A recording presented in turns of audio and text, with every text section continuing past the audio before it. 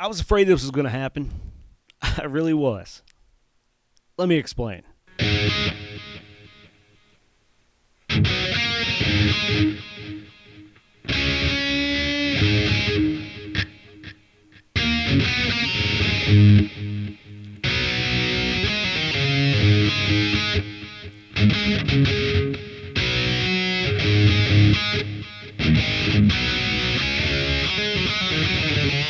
That song has been kicking my for 2 weeks, and I still haven't got it figured out. I don't know if it's the time or what. But let me explain. When Mason from Synthedelic Channel entertained the idea of doing these load tones, I was all about it. But then it kind of dawned on me with the whole exchange thing that I may not be able to do anything with his tones as far as making them work better for me or better for my setup. Because that was the goal here, was to take each other's tones and make changes to them to fit the guitar or the air feel, the room feel to it.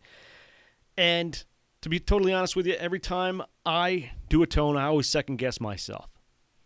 And every time I've heard one of his tones, they've sounded great, and there's nothing I really want to change. So when I got his and I started playing his, that's kind of how I felt. Like I really didn't need to do anything with his tones because they sound really good. One thing I did make one small change to Poor Twisted Me, and I'll explain that in a minute. But this has been a learning experience going into creating tones.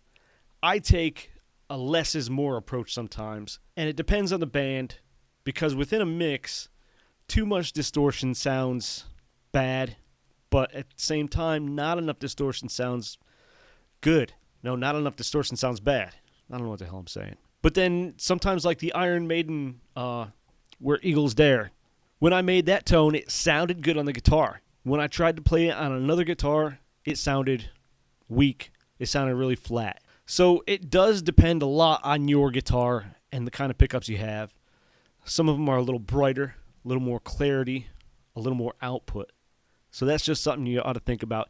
And in this case, I used an active pickup guitar that consistently has good output, nice clarity. So when I got his tones, they didn't sound too bright or anything. They sounded good. So I just I wanted to leave them alone. But let's take a look at Poor Twisted Me. And I'm going to show you on that one a simple change I made. So with his Poor Twisted Me patch, there's actually two of them. There's one with a delay and one without.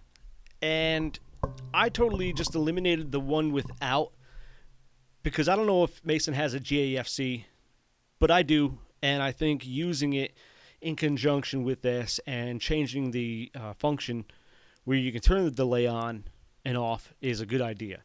Now he had it under delay 2, and these are all the same settings. I just turned it off in this, and I just copied all the settings over to delay 1. That way, when I have it, the GAFC, I can turn that delay on and off. So you're like, listen.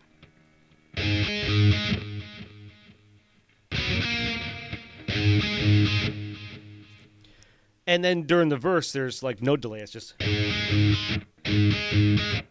So you can turn it on and off with the GAFC if you have a GAFC. If not, you don't. If not, you can't really do much about it. So that's what I did. But I did have to change the chain because he had this chain down here where the delay was before the amplifier. And that's just delay 1. So it really didn't make a difference for delay 1 because he wasn't using it. When I changed it from delay 2 to delay 1, I had to go up to chain 3-1. Otherwise, let me show you.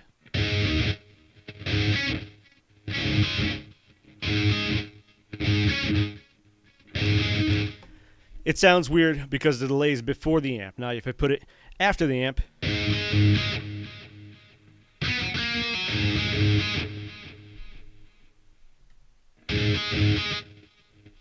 see, it breaks up weird. So you need to put that delay after the amp.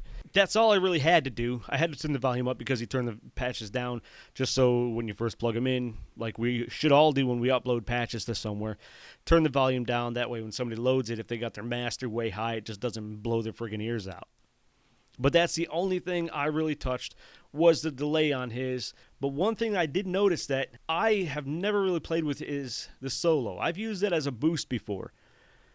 But he uses it as an EQ, which is really weird because when you first look at it, you're looking at solo, you're like, okay, the solo level's turned all the way down.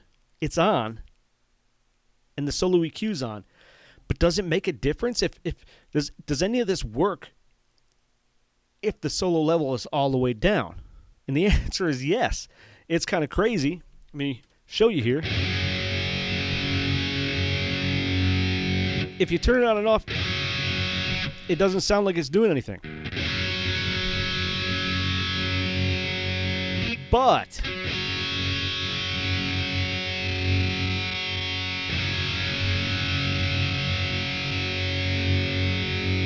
when you change the low cuts, you can hear the slight change in the frequencies. My point of this is you can use the EQs within the solo without having the solo turned up. Now, if you turn it up, it's going to be a whole different animal.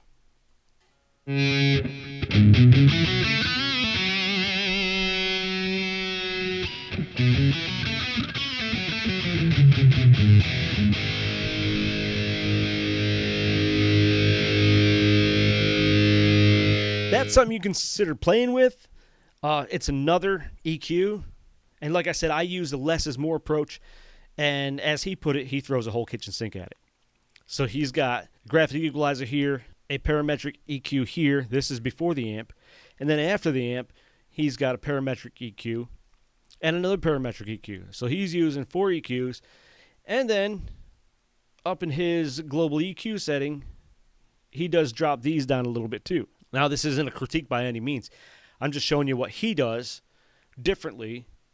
And as I said, this is a learning process for me as well, because I can go into it kind of learning from these different frequencies.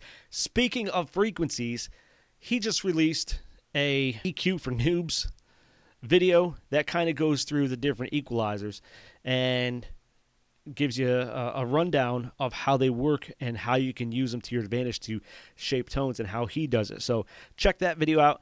I will link it down in a pinned comment for you. Definitely worth a look. So check that out. But that's the only change I really made was that delay 2 to delay 1. Now let's look at Bleeding Me. Now the Bleeding Me clean, it's just it's used with a neck pickup. He's using a single coil neck pickup, so it's going to sound a little bit different than mine. Mine might sound a little muddier.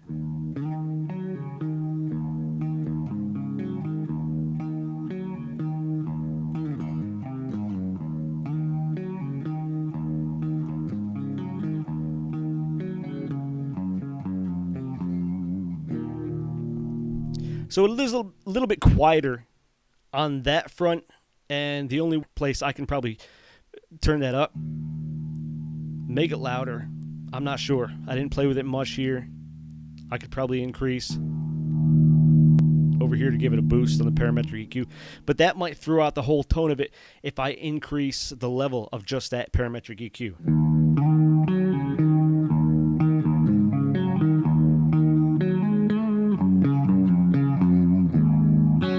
So I didn't want to make any changes to that, but now that we got the level on that parametric EQ boosted up, let's take a look at the system up here now. The line out settings. With the line out settings, I don't know if you've ever explored this, but it's really worth taking a look at, especially if you use your Katana through headphones or through an interface, a DAW, whatever. But you can come up here and it emulates the speaker cabinet and using a mic type and distance. This mic distance is from the speaker and the mic position is from center. So I've got this one 4 centimeters from the speaker virtually and then 10 centimeters to the left or right of center. But with this line out settings, you got 3 different settings. You got record, live, and blend. Now record is the closest you're going to sound to the actual speaker. So if we played it through that,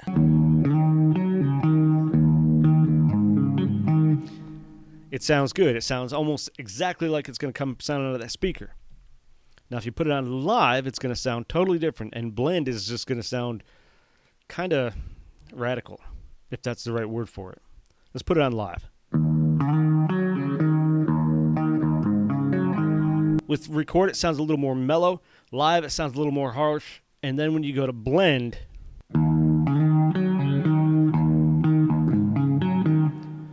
let's try this with the Twisted Me patch, because it's going to sound entirely different. That's the blend. Let's go to live.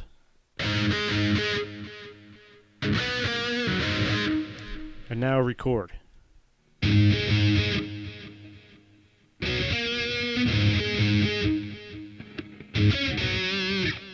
See, now with the gain, you can hear a huge difference. With Bleeding Me, the more mellow one, not so much, but it's there. Now if you go to custom settings, and let's say this is gonna be the DYN, it's a dynamic 57, so it's like a Shure SM57. And you can switch back and forth between two of them. So let's put this one at ribbon mic. And let's change the distance from 2 centimeters and 6 centimeters. So it's going to be a little closer to the speaker and a little closer to center with a ribbon mic. And then this one's going to be a little further away. So this is the custom setting.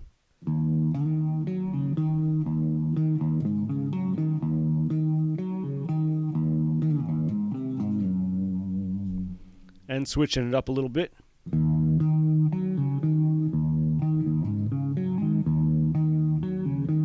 With those two, there's not a huge difference. But yeah, those are the options under custom settings.